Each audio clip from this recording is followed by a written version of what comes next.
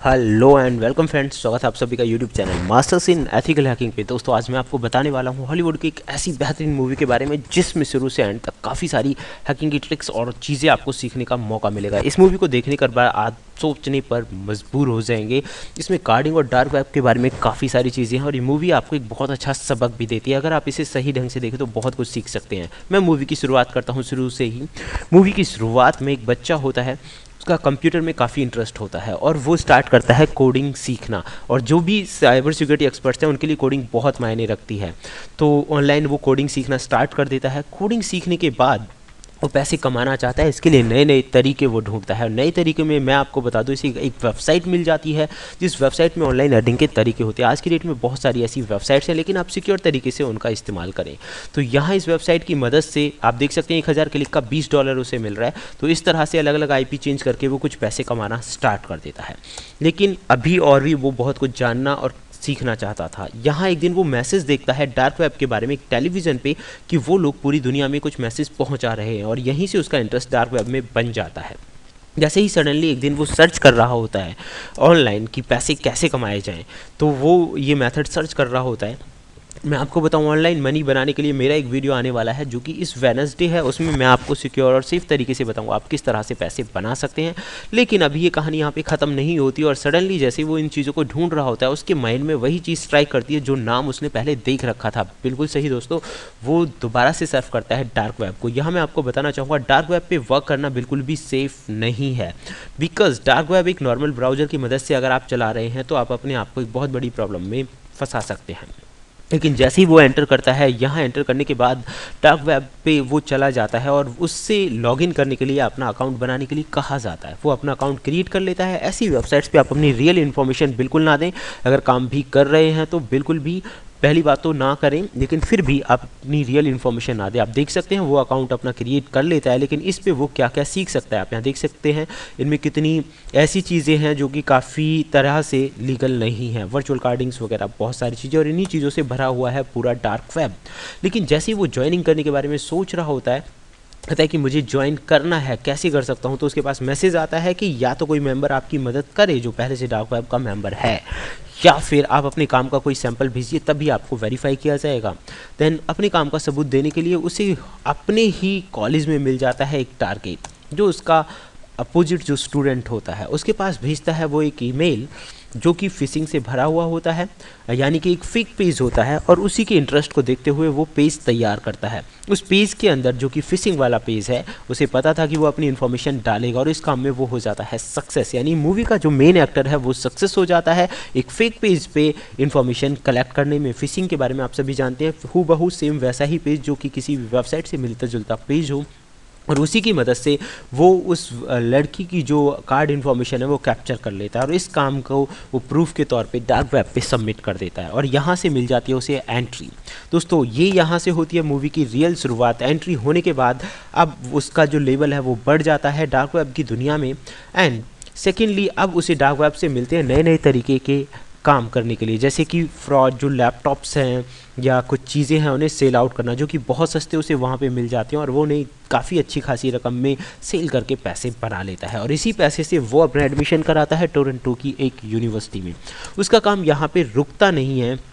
अपने काम को आगे बढ़ाने के लिए वो ऑनलाइन सर्च कर रहा होता है वल्नरेबल वेबसाइट्स के बारे में, और वो अपनी मेहनत से कुछ वल्नरेबल वेबसाइट और इस तरह के डेटा को इकट्ठा कर लेता है और उसे सेल आउट कर देता है। या मैं आपको बताना चाहूँगा दोस्तों, इतने बड़े बड़े जो ब्रीचेस होते हैं इनके अंदर हज़ारों लाखों लोगों का जो डेटा है वो अगर आपके माइंड में क्वेश्चन आता है कि इतने बड़े बड़े जो ब्रीच हैं जिसमें हज़ारों लाखों लोगों का जो डेटा है वो चुराया गया है, इसका ये लोग करते क्या हैं, तो मैं आपको बता दूँ दोस्तों, इस तरह के डेटा को डार्क वेब पे सेल आउट कर दिया जाता है और बदले में कुछ पैसे ले लिए जाते हैं। और ये भी वही करता है, कुछ वल्नरेबल वेबसाइट्स की लिस्ट तैयार कर लेता है और इन वल्नरेबिलिटीज़ को ये सेल आउट कर देता है।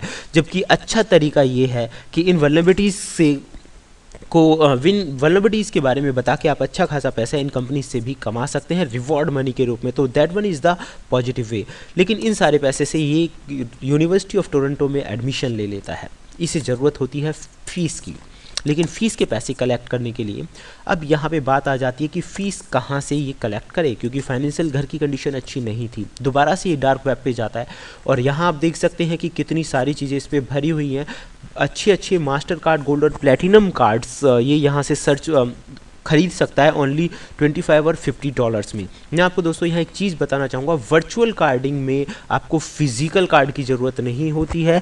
वर्चुअल कार्ड भी वही कंपनी देती है जिस भी कंपनी का वो फिजिकल कार्ड इस्तेमाल कर रहे होते हैं। तो ये वर्चुअल कार्ड यहाँ से खरीद लेता है और शॉपिंग का काम जो है वो शुरू कर देता है। यहाँ डार्क वेब से ये दुनिया भर की चीज़ें खरीद कर उसी पैसे से उन्हें सेल आउट करता है और अच्छे पैसे बना लेता है। कार्ड का इस्तेमाल करते टाइम दोस्तों आपको ध्यान रखना है कि जो कार्ड है वो आप किसी को देना, क्योंकि आप ये देख सकते हैं कि एक बार फोटो क्लिक हो गया तो कार्ड की सारी इन्फॉर्मेशन कोई भी व्यक्ति एक्सेस कर सकता है, उसका नंबर, CVV और यही बहुत सेंसिटिव इन्फॉर्मेशन होती है। इस मूवी के अंदर काफ़ी जगह इस तरह की चीज़ों का इस्तेमाल किया गया है। और उसके बाद वो ज्वाइन कर लेता है एक ऑनलाइन फॉरम्स, जो हैकर्स के बहुत सारे फॉरम्स हैं। वहाँ ज्वाइन करने के बाद वो चाहता है कुछ बड़ा करना, और बड़ा करने की ताक में वो एक बैंक को अपना टारगेट बना लेता है और बैंक से इन्फॉर्मेशन निकालने के लिए वो इस्तेमाल करता है एक पेन ड्राइव का। किसी न किसी तरह चालाकी से वो बैंक का जो कंप्यूटर है उसमें पेन ड्राइव लगाने में सक्सेस हो जाता है। बहुत सारे लोग कहते हैं कि बिना छुए भी उस पर कंट्रोल बनाए, तो मैं उन लोगों के लिए बताना चाहूँगा दोस्तों, फिजिकल एक्सेस से ही ज़्यादातर जो काम है, ज़्यादातर मूवीज़ में आपने देखा होगा फिजिकल एक्सेस से मैक्सिमम काम होते हैं। तो पेन ड्राइव में जब वो लगाता है तो पेन ड्राइव कई तरह की होती हैं, सिस्टम को करप्ट भी कर सकती हैं और उसके अंदर की इन्फॉर्मेशन को अपने अंदर कैप्चर भी कर सकती हैं, लेकिन वो पकड़ा जाता है। लेकिन वो किसी तरह वहाँ से बच निकलता है और बचने के बाद जैसे ही वो बैंक से बच के निकलता है उसकी इस काम की तारीफ डार्क वेब पे बढ़ जाती है, जबकि रियल दुनिया में ऐसा नहीं है। देन आप यहाँ देख सकते हैं उसके काम की तारीफ बढ़ने के साथ और वो उसका जो लेबल है और अप हो जाता है और यहाँ उसकी मुलाकात होती है एक लड़की से। डार्क वेब पे किसी भी व्यक्ति के साथ रियल इन्फॉर्मेशन शेयर करना, किसी से मिलना जुलना काफ़ी खतरनाक हो सकता है, जो कि इस मूवी में हुआ। और वो लड़की उन्हें सिखाती है बहुत सारी डार्क वेब की नई चीज़ों के बारे में, जैसे कि बिटकॉइन दोस्तों, बिटकॉइन का इस्तेमाल ज़्यादातर हैकर्स करते हैं। मैं बता दूं, इंटरनेट की दुनिया में एक ऐसी करेंसी है जिसे ट्रैक नहीं किया जा सकता, और ट्रैक ना करने की वजह से ही ज़्यादातर हैकर इसका इस्तेमाल करते हैं और इसी का वो फ़ायदा उठाते हैं। वो शॉपिंग करने के लिए इसका इस्तेमाल करते हैं। और वही लड़की उसे सिखाती है ऑनियन ब्राउजिंग के बारे में, यानी कि अब तक जो वो डार्क वेब चला रहा था वो सेफेस्ट तरीका नहीं था। ऑनियन ब्राउज़र की मदद से ही डार्क वेब को अच्छे तरीके से चलाया जा सकता है। तो ये सारी चीज़ें यहाँ से बिटकॉइन और इन सारी चीज़ों की मदद से ही वो मार्केट से बड़ी बड़ी महंगी चीज़ें खरीदते हैं और उन्हें सेल आउट करना स्टार्ट कर देते हैं। लेकिन ये अभी यहाँ पर ख़त्म नहीं हुआ है। उसके बाद वो वर्चुअल कार्डिंग से रियल कार्डिंग पे आ जाते हैं, फेक और क्लोन कार्ड बनाने लगते हैं और इसी की मदद से फेक और क्लोन कार्ड बनाते ही वो बैंक ऑफ हांगकांग के एक बहुत बड़े एरिया में जो बैंक्स होते हैं उन्हें चूना लगा देते हैं। और ये चूना छोटे मोटे पैसे का नहीं था, आपको जानकर हैरानी होगी। ATM से ये पैसा फेक कार्ड के जरिए निकाल लेते हैं, लगभग $2.3 मिलियन का। ये रियल घटना पे आधारित मूवी है दोस्तों, ऐसा हुआ था रियली में। और 2.3 मिलियन का जैसे ही इतने डॉलर का नुकसान उन्हें पहुंचता है, लेकिन वो अभी भी किसी की पकड़ में नहीं आते हैं। और इसी बहाने डार्क वेब पे उनकी मुलाकात होती है डार्क वेब की दुनिया के एक बहुत बड़े हैकर से, जिससे वो कहता है कि मैं आपको मिलना चाहता हूँ और मिलने के बाद ही आपको एक बहुत सीक्रेट प्लान बताऊंगा जो कि $1 बिलियन का प्लान है। लेकिन यहाँ से ये मूवी में थोड़ा सा मोड़ आ जाता है। आप देखेंगे तो काफ़ी इंटरेस्टिंग मूवी है। पूरी मूवी में शुरू से अंत तक ये सारी चीज़ें बताई गई हैं, लेकिन वो जो विलेन होता है वो उल्टा इन्हें फंसा देता है। और मूवी में काफ़ी सारे उतार चढ़ाव हैं। At the end of the movie ये कर लेते हैं वेबसाइट्स को हैक, एक फेक न्यूज़ फैलाने के लिए एक वेबसाइट को हैक किया जाता है। तो इन सारी चीज़ों के बारे में मैं प्रैक्टिकल वीडियो बनाने वाला हूं, जो कि आने वाला है अभी। अर्निंग के बारे में इस वेडनेसडे वीडियो आने वाला है, जो कि काफ़ी ज़बरदस्त है। एंड कार्डिंग और इन सब के अलावा डार्क वेब और दूसरी चीज़ों के बारे में भी वीडियो आएगा। तो उम्मीद करता हूँ वो वीडियो आपको पसंद आएगा। लेकिन आप जुड़े रहिए तब तक। अगर आपके माइंड में कोई भी क्वेश्चन आता है उसके लिए पूरी मूवी देखें। मूवी का नाम है हैकर 2016। इस तरह की कई मूवीज़ मिल जाएंगी ये, लेकिन अलग मूवी है, इंग्लिश में है और हिंदी में भी डब आपको मिल सकती है। तो फिलहाल अगर आपके माइंड में कोई भी क्वेश्चन आता है तो मुझे कमेंट बॉक्स में कमेंट करें। देखते रहें YouTube channel master seen ethical hacking. Thank you friends.